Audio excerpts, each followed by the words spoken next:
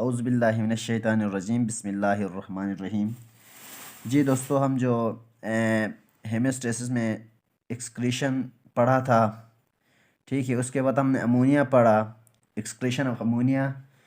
फिर हम पढ़ते हैं अमोनिया के बाद दो टॉपिक्स और थे। एक का नाम था यूरिया, ठीक है, एक्सक्रीशन ऑफ यूरिया। दूसरा एक्सक्रीशन ऑफ यूरिक एसिड। दो टॉपिक्स ये भी हैं, इसको भी हम आज पढ़ लेंगे briefly. So we let start. देखा जाए तो फर्स्ट ऑफ ऑल हम पॉइंट्स की शक्ल में पढ़ेंगे। देखा जाए तो हमने कहा था कि अमोनिया जो है वो बहुत ही टॉक्सिक सब्सटेंस है।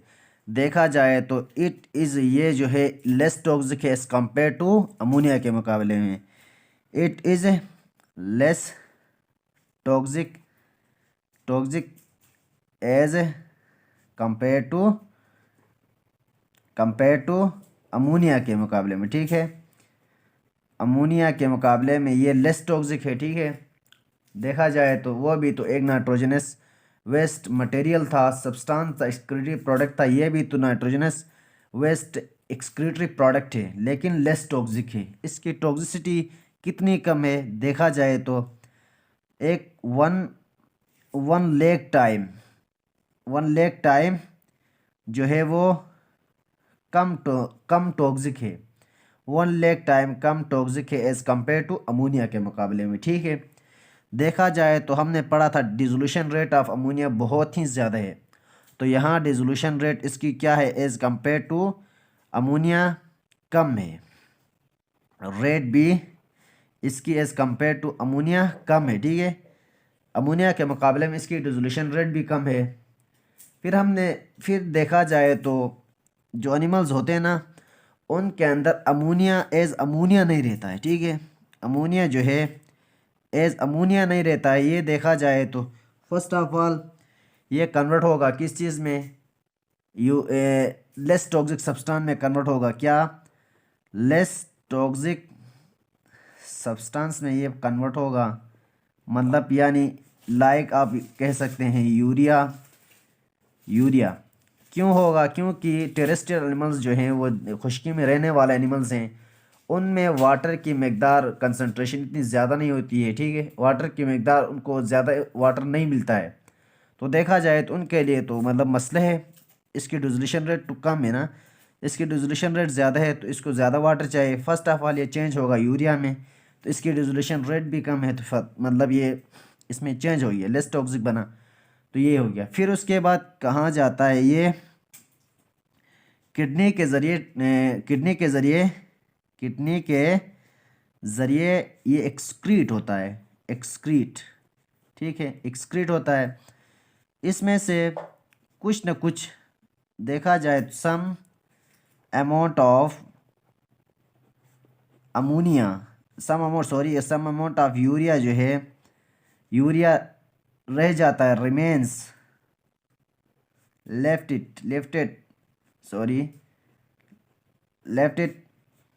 इन किडनी में ही रहता है, ठीक है। किडनी में क्यों रहता है, क्योंकि for maintenance of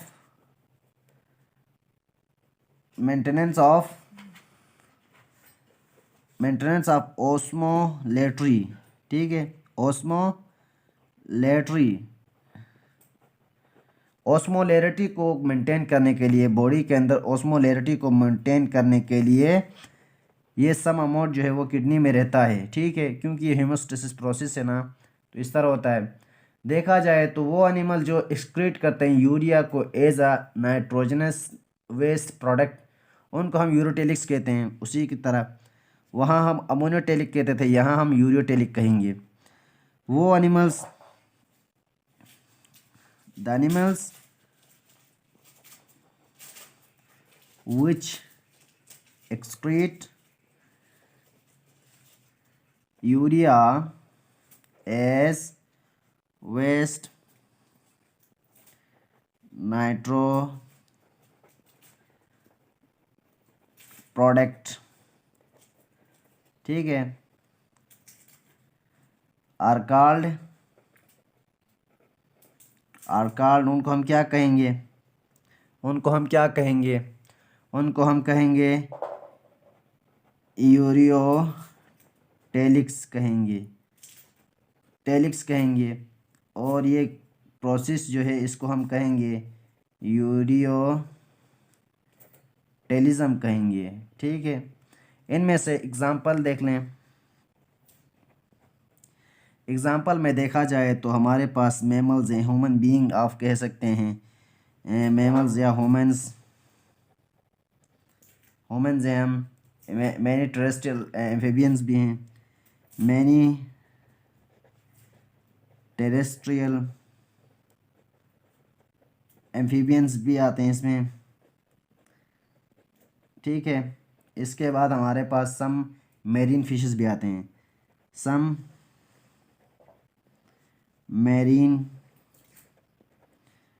marine fishes भी हैं। उनमें देखा जाए तो कौन कौन से हमारे पास दो फिशेस ही हैं।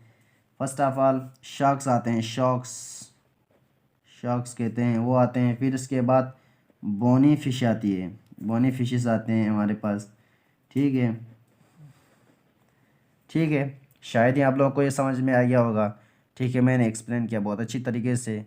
इसमें एक चीज़ मैंने छोड़ी है, वो फिर मैं इधर बता रहा हूँ। देखिए, मैंने वो चीज़ छोड़ी है कि 1 ग्राम ऑफ नाइट्रोजन इसमें होगा तो वो कितना वाटर इसमें रिक्वायर होगा। इसको हम इधर ही पढ़ते हैं। मसलन ये देखा जाए तो इधर ही पढ़ते हैं। इसमें जो होता है ना, इनमें 1 ग्राम ऑफ नाइट्रोजन को एक्सक्रीट या नॉन टॉक्सिक बनाने के लिए हमें चाहिए होता है 50 ml वाटर। ठीक है, 50 ml वाटर की नीड होती है, या इसको एलिमिनेट करने के लिए या उसको मज़ीद लेस टॉक्सिक बनाने के लिए 50 ml वाटर की हमें नीड होती है। ठीक है, शायद ही आप लोगों को समझ में आ गया होगा। देखिए, फिर इसके बाद हमारे पास है यूरिक एसिड, ये है। ठीक है, यूरिक एसिड, हमने यूरिया पढ़ा, यूरिक एसिड हम पढ़ लेते हैं। देख लें इसमें होता क्या है। बिस्मिल्लाहिर्रहमानिर्रहीम। ये देखा जाए तो ये भी हमारे पास इट इज़ लेस टॉक्सिक, इसके मुकाबले में ये थोड़ा उलट उलट होगा। It is less toxic as compare to both. Both का मतलब है आपके पास अमोनिया है, ठीक है, एंड यूरिया है।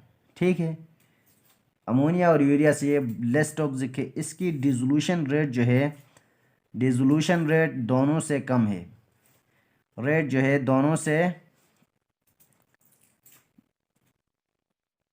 लेस है एज कंपेयर टू बोथ।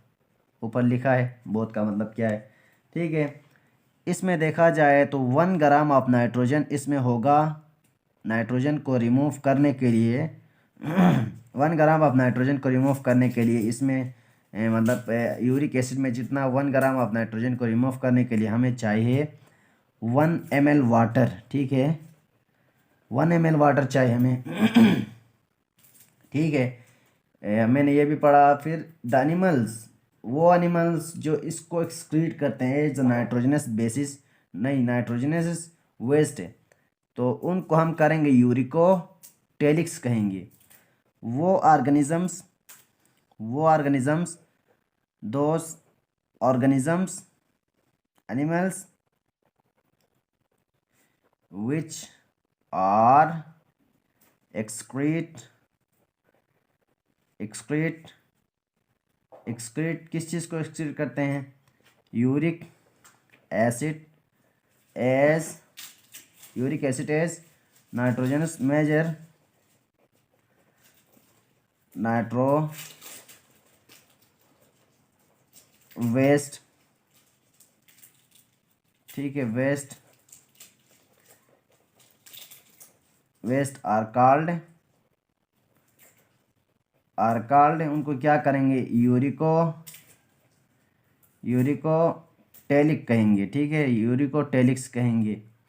और एंड होल जो वूल फिनोमिना होगा या प्रोसेस होगा को हम कहेंगे यूरिकोटेलिज्म कहेंगे।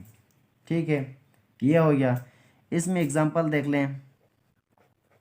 एग्ज़ाम्पल में हमारे पास इसमें जो एग्ज़ाम्पल में आते हैं दो चीज़ें आती हैं, एक वर्टिब्रेट्स भी आते हैं, दूसरे इनवर्टिब्रेट्स भी आते हैं। वर्टिब्रेट्स की जब बात करते हैं तो देखो वर्टिब्रेट्स हमारे पास क्या है और इनवर्टिब्रेट्स हमारे पास क्या है। तो देखा जाए तो वर्टिब्रेट्स में हमारे पास बर्ड्स आते हैं, ये भी टेरेस्ट्रियल्स हैं। वर्टिब्रेट्स में हमारे पास रिप्टाइल्स भी आते हैं, और इनवर्टिब्रेट्स की जब हम बात करते हैं तो लैंड स्नेल्स आते हैं। ठीक है, इसके बाद हमारे पास इंसेक्ट्स आते हैं, इंसेक्ट्स। ठीक है, ये हो गया हमारे पास टॉपिक क्लियर। ठीक है दोस्तों, शायद ही आप लोगों को समझ में आ गया होगा।